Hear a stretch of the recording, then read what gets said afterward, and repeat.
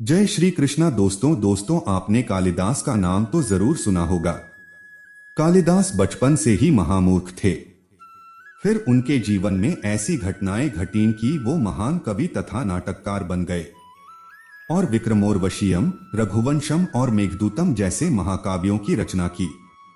दोस्तों, कालिदास एक महान कवि और नाटककार ही बल्कि वे संस्कृत भाषा के विद्वान भी थे। वे भारत के श्रेष्ठ कवियों में से एक थे। उन्होंने भारत की पौराणिक कथाओं और दर्शन को आधार मानकर सुंदर, सरल और अलंकार युक्त भाषा में अपनी रचनाएं की और अपनी रचनाओं के माध्यम से भारत को एक नई दिशा प्रदान करने की कोशिश की। तो दोस्तों, आइए जानते हैं महान कवि कालिदास की जीवन कथा। कालिदास के माता पिता उन्हें 5 वर्ष के आयु में ही छोड़कर चल बसे थे। उनका लालन पालन किसी दयालु ग्वाले ने किया, जो कि वह भी अशिक्षित था।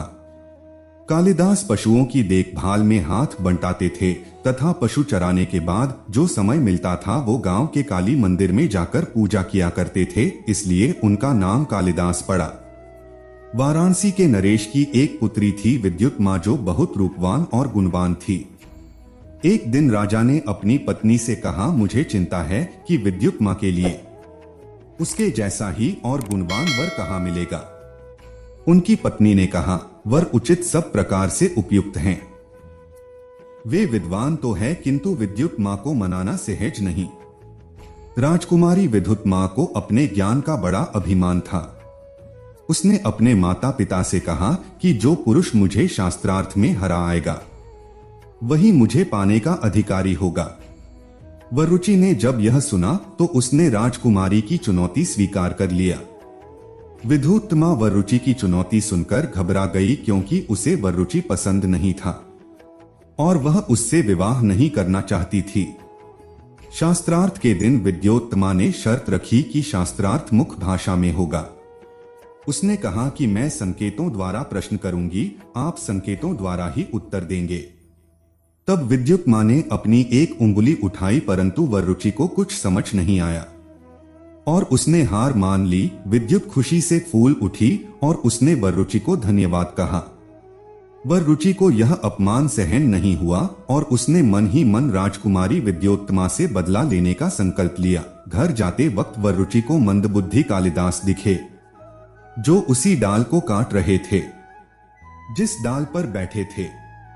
उसने कालिदास से कहा, अरे वो मंदबुद्धि आदमी, यह क्या कर रहे हो? तुम नीचे गिर जाओगे।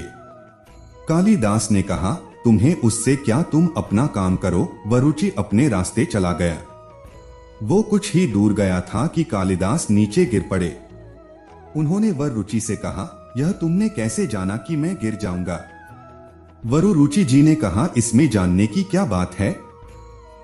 जो भी देखा वही बता दिया कि आगे क्या होने वाला है। कालिदास ने कहा, पर मैं तो नहीं समझा, तुम जरूर कोई ज्योतिषी लगते हो।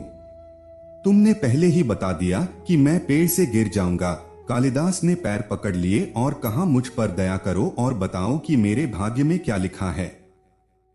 वरुचि ने मन में सोचा कि राजकुमारी से बदला लेने के लिए ये मंदबुद्धि सबसे उपयुक्त है।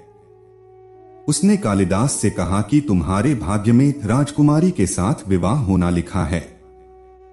वरुचि कालिदास को अपने घर ले गया और उसे विद्वानों जैसे कपड़े पहनाए।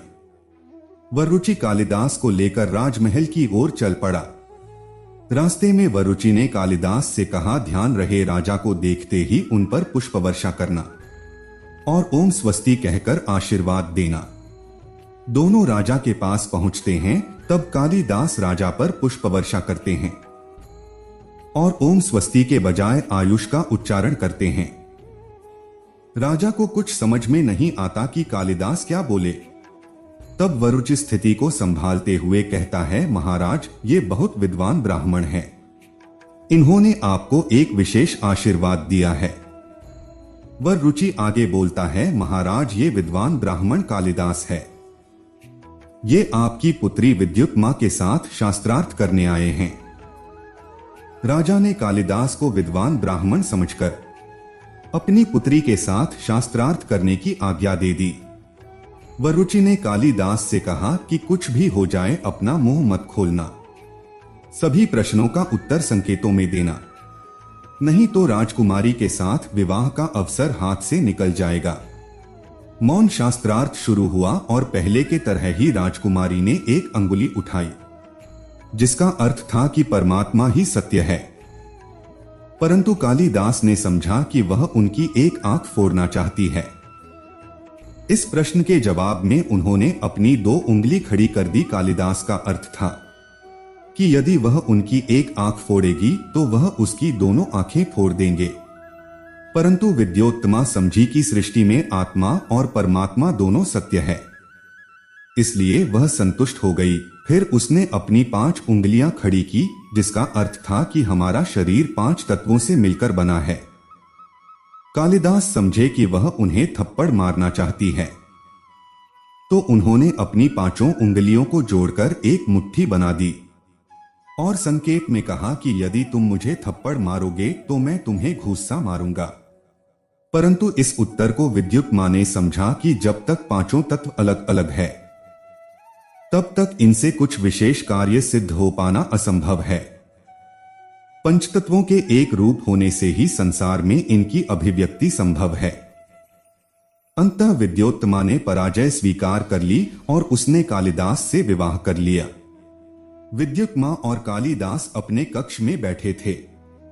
तभी बाहर किसी तीव्र स्वर को सुनकर कालिदास से पूछा किंवदंती। कालिदास ने उत्तर दिया। विद्युत्मा ने उष्ट्र के स्थान पर उत्तर का उच्चारण सुनकर कालिदास से पूछा, क्या तुम्हें संस्कृत नहीं आती? कालिदास ने कहा, नहीं, मैं तो एक अनपढ़ गंवार वाला हूं, मैंने संस्कृत कभी नहीं पढ़ा।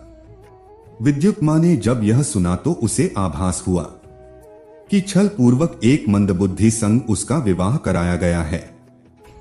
कालिदास ने विद्युत्मा को बहुत समझाया कि प्रिय, मैं हमेशा तुम्हें खुश रखूंगा, कभी किसी चीज की कमी नहीं होने दूंगा।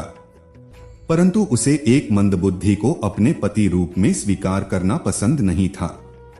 उसने कालिदास से कहा कि तुम यहां से चले जाओ, मेरा पति तो कोई विद्वान ब्राह्मण ही हो सकता है, तुम तो एक मंदबुद्धि वाला हो। कालिदास मंदबुद्धि तो थे पर लज्जाहीन नहीं। वे अपने आत्मसम्मान पर पड़ी इस चोट को सहन नहीं कर सके और वह वहां से चुपचाप चले गए। दोस्तों, आज की प्रस्तुति यहीं समाप्त होता है। अगले भाग में जानेंगे कि कालिदास ने विद्वान बनने के लिए क्या किया। उनकी पत्नी ने विद्वान बनने के बाद भी उन्हें एक स्त्री के हाथ मृत्यु का श्राप क्यों दिया और उनकी मृत्यु किस प्रकार हुई। दोस्तों, यह प्रस्तुति आपको कैसी लगी कमेंट्स में जरूर बताइएगा और अगर आप हमारे चैनल पर नए हैं तो सब्सक्राइब जरूर कीजिएगा। धन्यवाद।